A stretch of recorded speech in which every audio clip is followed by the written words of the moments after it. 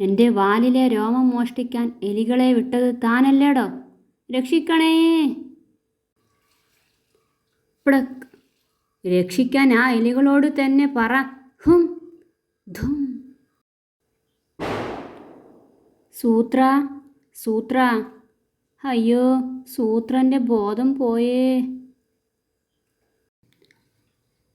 ആരാ എലികളുടെ കാര്യം പറഞ്ഞത്? ബൻ ആനയാ.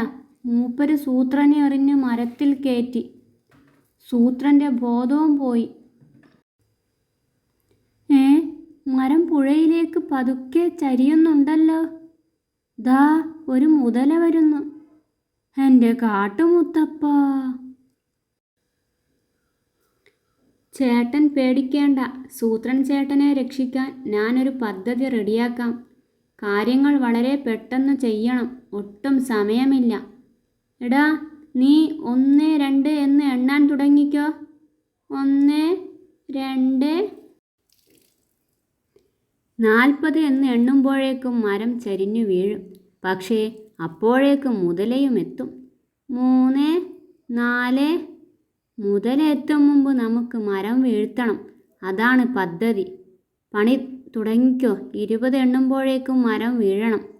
5, 6.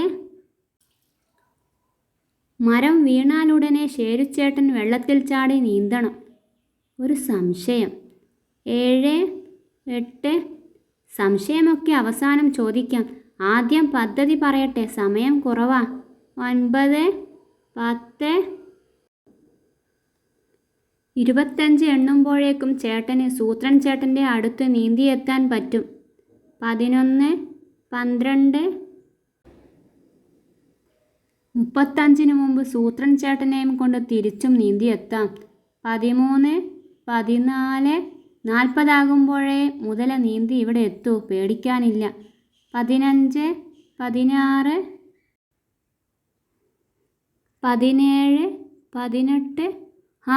ഒരു സംശയമേ ഉള്ളൂവെങ്കിൽ വേഗം ചോദിച്ചോ. 20-ന് മരം വീഴും. 19. എൻ്റെ സംശയം വേറൊന്നുമല്ല. നീന്തൽ അറിയാത്ത ഞാൻ വെള്ളത്തിൽ ചാടിയാൽ കുഴപ്പമുണ്ടോ? 20. ബ്ലുഷ്!